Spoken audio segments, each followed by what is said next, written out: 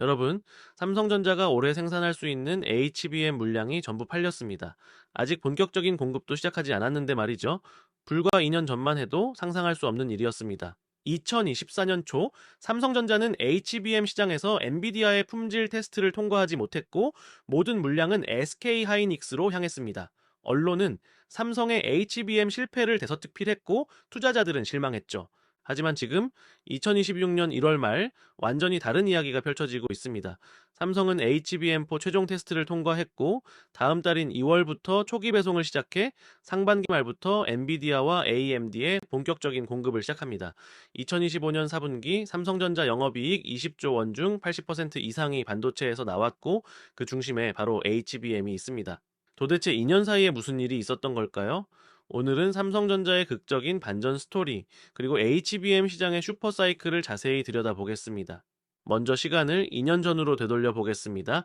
2024년 초 삼성전자에게는 매우 중요한 시기였습니다. AI 혁명이 본격화되면서 HBM, 즉 고대역폭 메모리의 수요가 폭발적으로 증가하기 시작했거든요. 자, 챗GPT가 세상을 놀라게 했고 엔비디아의 AI 칩은 구하기 어려울 정도로 인기였습니다. 삼성은 메모리 반도체 분야의 세계적인 강자였습니다. 당연히 HBM 시장도 장악할 수 있을 거라고 생각했죠. 디램과 낸드 플래시에서 세계 1위, 2위를 다투던 삼성이었으니까요. 하지만 현실은 달랐습니다. 엔비디아는 삼성의 HBM3를 테스트했지만 품질 기준을 통과시키지 않았습니다. 발열 문제, 전력 소비 문제 등 여러 기술적 이슈가 있었던 거죠. 결국 엔비디아의 선택은 SK 하이닉스였습니다. SK 하이닉스는 이미 2023년부터 HBM3를 안정적으로 공급하고 있었고 품질도 검증되어 있었습니다. 2024년 5월 로이터 통신이 이 소식을 처음 보도했습니다. 삼성의 HBM, 엔비디아 테스트 탈락, 국내외 언론이 일제히 보도했고 삼성 주가는 흔들렸습니다. 여러분, 이게 얼마나 치명적인 일이었는지 아시겠어요? AI 시장이 폭발적으로 성장하는 순간에 가장 중요한 부품을 공급할 수 없게 된 겁니다. 마치 금광이 발견됐는데 곡괭이를 만들지 못하는 것과 같았죠. 경쟁사인 SK 하이닉스는 엔비디아의 물량을 독점하며 수조 원의 매출을 올리는데 삼성은 그저 지켜볼 수밖에 없었습니다. 하지만 삼성은 포기하지 않았습니다. 2024년 중반부터 삼성은 조용히 그러나 집요하게 품질 개선 작업을 진행했습니다. 발열 문제를 해결하기 위해 공정을 개선했고 전력 효율을 높이기 위해 설계를 수정했습니다. 수율을 끌어올리기 위해 생산 라인을 재정비했죠. 수백 명의 엔지니어들이 24시간 교대로 문제를 분석하고 해결책을 찾았습니다.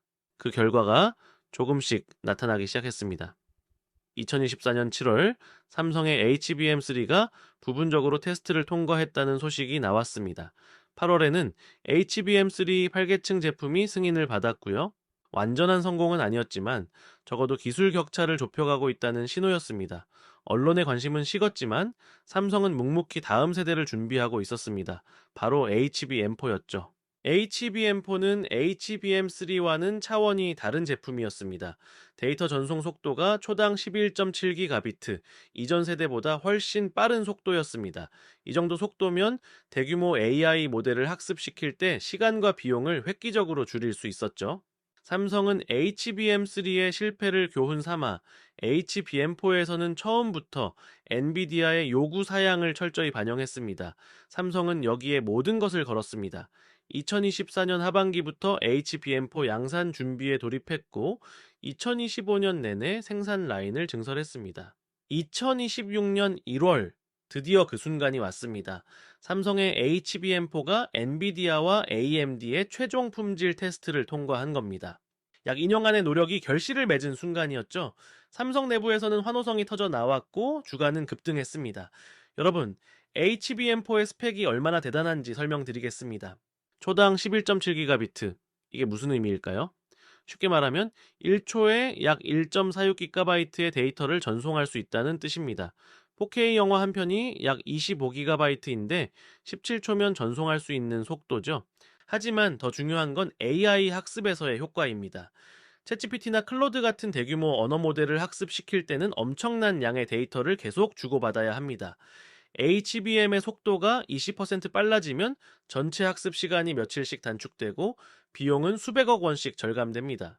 GPT-4 같은 모델을 학습시키는 데 드는 전기료만 수십억 원인데 시간이 단축되면 그만큼 비용도 줄어드는 거죠. 네, 구글, 메타, 마이크로소프트 같은 빅테크 기업들이 HBM에 목을 매는 이유가 바로 이겁니다.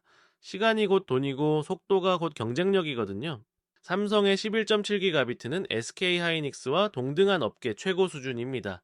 2024년 초만 해도 뒤처져 있던 삼성이 이제는 같은 선상에 올라선 거죠. 기술 격차를 완전히 따라잡은 겁니다. 2026년 2월부터 삼성의 HBM4 초기 배송이 시작되며 본격적인 대량 공급은 상반기 말부터 이루어질 예정입니다. 엔비디아와 AMD가 주요 고객사입니다. 엔비디아는 차세대 AI 칩인 루빈에 삼성의 HBM4를 탑재할 예정이고 AMD도 데이터 센터용 GPU에 사용할 계획이죠. 엔비디아의 루빈 칩은 2026년 하반기에 출시 예정인데 상반기 말부터 삼성의 HBM4가 대량으로 들어갈 예정입니다. 여기서 놀라운 사실 하나를 말씀드리겠습니다. 삼성은 올해 생산 가능한 HBM 물량 전량에 대한 계약을 이미 완료했습니다. 아직 본격적인 공급도 시작하지 않았는데 2026년 한 해 동안 만들 수 있는 모든 HBM이 이미 팔린 겁니다. 반도체 업계에서 이런 일은 극히 드뭅니다. 보통은 생산하면서 주문을 받는데 삼성은 생산 전에 모든 물량이 예약된 거죠. 마치 인기 레스토랑의 예약이 6개월 전에 다 차버리는 것과 같은 상황입니다. 이는 HBM 시장의 수요가 얼마나 폭발적인지를 보여주는 명확한 증거입니다. 심지어 일부 고객사들은 성음까지 지불했습니다. 물량을 확보하기 위해서죠. 이게 바로 HBM 시장의 현 상황입니다. 돈을 먼저 내고 줄을 서서 기다려야 하는 거죠. 삼성은 올해 HBM 매출이 전년 대비 3배 성장할 것으로 전망하고 있습니다. 네, 2025년에 이미 엄청난 매출을 기록했는데 2026년은 그보다 3배 더 많다는 뜻이죠. 도대체 왜 이런 일이 벌어지는 걸까요? HBM 시장에서 지금 무슨 일이 일어나고 있는지 설명드리겠습니다. 한마디로 HBM 슈퍼 사이클입니다. 2023년부터 시작된 AI 혁명이 2024년, 2025년을 거치면서 폭발적으로 성장했습니다. 챗GPT, 클로드, 제미나이, 그리고 최근에 딥시크까지 이런 AI 서비스들이 전 세계적으로 확산되면서 데이터 센터의 수요가 천문학적으로 증가했죠. 특히 2025년 하반기부터는 기업들의 AI 도입이 본격화되면서 수요가 더욱 폭발했습니다. 여러분, AI 데이터 센터 하나가 얼마나 많은 HBM을 소비하는지 아세요? 한 대형 AI 데이터 센터에서 필요로 하는 HBM 물량은 과거 스마트폰 수천만 대를 생산할 때 쓰던 메모리 양과 맞먹습니다. 그런데 이런 데이터 센터가 전 세계에 수십 개, 수백 개씩 건설되고 있습니다. 마이크로소프트, 구글, 아마존 같은 빅테크 기업들이 매년 수조 원씩 투자해서 AI 데이터 센터를 짓고 있거든요. 공급은 한정되어 있는데 수요는 폭발하는 겁니다. 전형적인 공급 부족 상황이죠. 마이크론이라는 미국 반도체 회사가 공식 발표한 자료를 보면 글로벌 HBM 시장 규모가 2025년 350억 달러에서 2028년 1000억 달러로 성장할 전망입니다. 3년 만에 약 3배가 되는 거죠. 연평균 성장률로 따지면 약 40%입니다. 이 정도 성장 속도는 반도체 역사에서도 손에 꼽을 정도입니다. 여러분, 40% 성장이 얼마나 빠른 건지 아시겠어요? 보통 반도체 시장이 연 10% 성장하면 호황이라고 합니다. 40%는 그야말로 폭발적 성장입니다. 골드만삭스, 블룸버그 같은 글로벌 금융기관들도 모두 비슷한 전망을 내놓고 있습니다. HBM 시장은 최소 2028년까지는 이 성장세가 계속될 거라는 거죠. 이게 바로 삼성이 올해 생산 가능한 물량을 전량 판매할 수 있었던 이유입니다. 시장 자체가 공급 부족이니까요. 만들기만 하면은 팔리는 구조인 거죠. 그렇다면 삼성은 어떤 전략으로 이 시장을 공략하고 있을까요? 삼성의 전략은 3단 공격입니다. 첫 번째 단계, HBM3 생산 확대입니다. HBM4가 아무리 좋아도 아직 많은 고객사들이 HBM3를 사용하고 있습니다. 삼성은 이 현재 시장을 놓치지 않기 위해 HBM3 생산을 계속 늘리고 있죠. 실제로 HBM3도 여전히 공급 부족 상태입니다. 두 번째 단계, HBM4 양산입니다. 이게 바로 지금 우리가 이야기하고 있는 내용이죠. 2026년 상반기 말부터 본격 공급이 시작됩니다. 삼성은 HBM4로 기술 경쟁력을 확보하고 시장 점유율을 끌어올릴 계획입니다. 평택과 화성 공장에 HBM4 전용 생산 라인을 대거 구축했고 2026년 상반기에는 추가 증설도 예정되어 있습니다. 세 번째 단계, 차세대 HBM 투자입니다. HBM5, HBM6 같은 차세대 제품 개발에도 동시에 투자하고 있습니다. 현재에 안주하지 않고 미래를 준비하는 거죠. 이 세 가지를 동시에 진행한다는 게 쉬운 일이 아닙니다. 엄청난 자본과 기술력이 필요하거든요. 네, 각 세대별로 서로 다른 공정 기술이 필요하고 품질 관리도 별도로 해야 합니다. 실제로 삼성은 2026년 메모리 반도체 부문에 35조 원 이상을 투자할 계획입니다. 이 중 상당 부분이 HBM 생산 라인 증설과 차세대 기술 개발에 쓰일 예정이죠. 35조 원이 얼마나 큰 돈인지 감이 안 오시죠?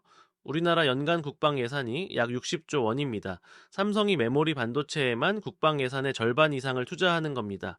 이 정도 투자를 할 수 있는 기업이 전 세계에 몇 개나 될까요? 삼성, SK하이닉스, 마이크론 정도입니다. 진입 장벽이 그만큼 높다는 뜻이죠. 자, 중국 기업들이 쉽게 따라잡을 수 없는 이유이기도 합니다. 이제 삼성의 실적을 한번 들여다볼까요? 숫자가 모든 걸 말해줍니다. 2025년 4분기 삼성전자의 영업이익은 20조 1천억 원이었습니다. 이 중에서 반도체 부문이 차지한 비중이 얼마일까요? 무려 81.6%입니다. 금액으로 따지면 16조 4천억 원이죠. 여러분, 삼성전자가 스마트폰도 만들고 TV도 만들고 가전제품도 만드는 종합 전자기업이잖아요.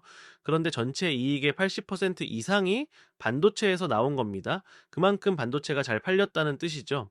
갤럭시 스마트폰과 프리미엄 TV를 다 합쳐도 반도체 부문 이익의 20% 수준밖에 안 됩니다. 그리고 이 16조 4천억 원의 핵심 동력이 바로 HBM입니다. 폭발적 성장률 더 놀라운 건 성장 속도입니다. 2021년 연 4분기와 비교하면 반도체 부문 영업이익이 무려 465% 성장했습니다. 5배 가까이 늘어난 거죠? 여기서 잠깐 2023년 4분기를 기억하시나요? 그때 삼성 반도체 부문은 2조 9천억 원 적자였습니다. 돈을 못 번 게 아니라 손해를 본 거죠. 메모리 반도체 가격이 폭락하면서 만들면 만들수록 손해를 보는 상황이었습니다. 그런데 2년 만에 적자 2조 9천억 원에서 이익 16조 4천억 원으로 바뀌었습니다. 이게 얼마나 극적인 반전인지 아시겠죠? 물론 여기에는 디램이나 낸드 플래시 같은 다른 메모리 제품들도 기여했습니다. 하지만 업계 전문가들은 HBM의 기여도가 가장 크다고 분석합니다. HBM의 수익성이 일반 메모리보다 훨씬 높거든요. 일반 디램은 킬로그램당 가격이 몇만 원 수준이지만 HBM은 몇십만 원에서 몇백만 원까지 갑니다. 같은 양을 팔아도 수익이 몇 배, 몇십 배 차이가 나는 거죠. 자, 기술 집약도가 높고 대체재가 없으니 가격 협상력도 강합니다. 그래서 삼성이 HBM에 올인하는 겁니다. 그리고 그 전략이 2025년 4분기 실적으로 증명된 거고요. 2026년은 어떨까요? 삼성은 올해가 작년보다 더 좋을 거라고 전망합니다. HBM4 공급이 본격화되고 생산량도 대폭 늘어나니까요. 자, 그럼 여기서 질문 하나 드리겠습니다. 삼성이 이렇게 잘하고 있으면 HBM 시장 1위는 삼성인가요? 아닙니다. 여전히 SK하이닉스가 1위입니다. 2026년 글로벌 HBM4 시장 점유율 전망을 보면 SK하이닉스가 50에서 54%, 삼성이 30% 이상, 마이크론이 나머지를 차지할 것으로 예상됩니다. SK하이닉스는 2023년부터 HBM 시장을 선도해 왔습니다. 엔비디아의 주요 공급사였고 기술력도 인정받았죠. 삼성이 2024년 초에 어려움을 겪을 때도 SK하이닉스는 안정적으로 물량을 공급했습니다. 특히 HBM3에서는 12계층, 16계층 같은 고용량 제품을 먼저 양산하며 기술적 우위를 확보했고요. 그런데 중요한 건 격차가 줄어들고 있다는 겁니다. 2025년 3분기만 해도 삼성의 HBM 시장 점유율은 22% 정도였습니다. 그런데 2026년에는 30% 이상으로 올라갈 전망이죠. SK하이닉스는 57%에서 50에서 54%로 조금 내려가고요. 이건 삼성이 점유율을 빼앗아 온다기보다는 시장 자체가 워낙 빠르게 커지면서 두 회사 모두 매출이 늘어나는 구조입니다. 파이 자체가 커지니까 모두가 이득을 보는 거죠. 실제로 SK하이닉스의 절대 매출액도 계속 증가하고 있습니다. 엔비디아 입장에서도 이게 좋습니다. SK하이닉스 한 곳에만 의존하는 건 리스크가 크거든요. 만약 SK하이닉스 공장에 문제가 생기면 엔비디아의 칩 생산이 전부 멈출 수 있습니다. 2011년 일본 대지진 때 도요타가 부품 공급 중단으로 생산을 멈췄던 것처럼 말이죠. 그래서 엔비디아는 공급처를 다변화하려고 합니다. SK하이닉스, 삼성, 그리고 마이크론까지 여러 회사에서 HBM을 공급받으면 리스크를 분산할 수 있죠. 삼성 입장에서는 이게 기회입니다. 2024년 실패를 딛고 기술력을 증명했으니 이제 점유율을 계속 끌어올릴 수 있는 거죠. 여기서 우리가 주목해야 할 건 한국의 위상입니다. SK하이닉스 50%, 삼성 30%, 합치면 80%입니다. 전 세계 HBM 시장의 80%를 한국 기업 두 곳이 장악하고 있는 겁니다. 여러분, 이게 얼마나 대단한 일인지 아시겠어요? AI 시대의 핵심 부품을 한국이 거의 독점하고 있는 겁니다. 미국이 AI 소프트웨어와 칩 설계를 장악했다면 한국은 그 칩에 들어가는 핵심 메모리를 장악한 거죠. 엔비디아의 최첨단 AI 칩도 한국산 HBM 없이는 작동할 수 없습니다.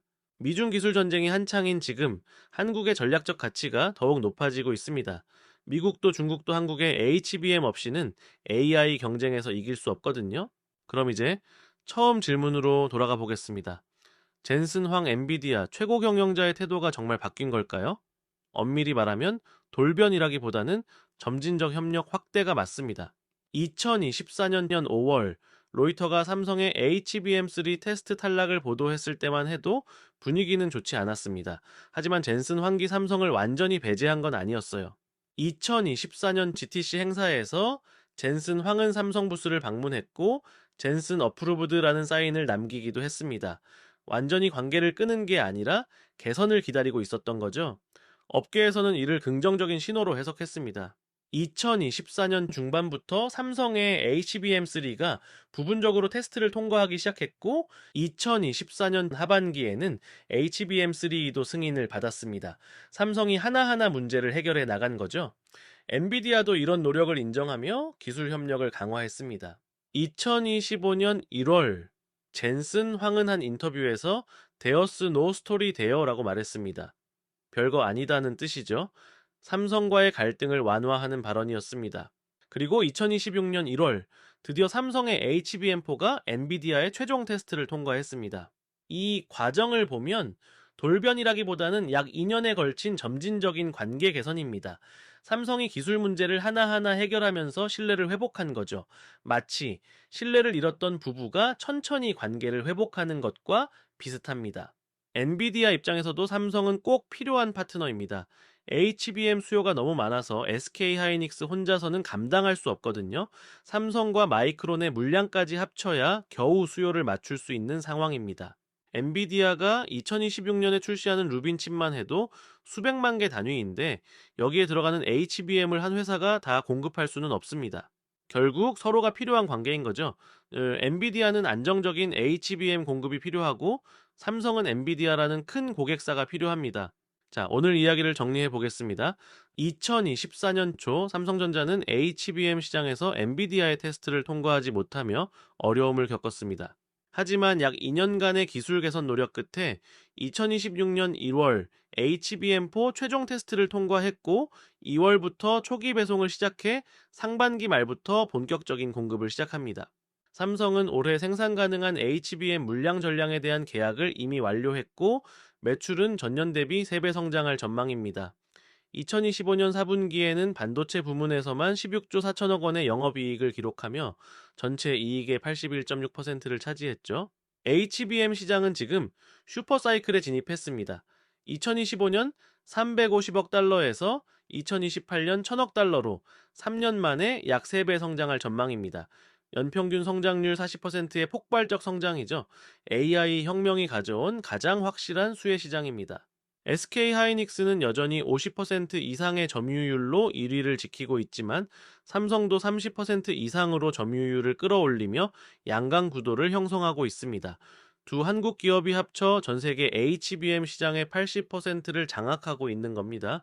엔비디아와의 관계도 점진적으로 개선되었습니다. 돌변이라기보다는 삼성이 기술 문제를 하나하나 해결하면서 자연스럽게 협력이 확대된 거죠.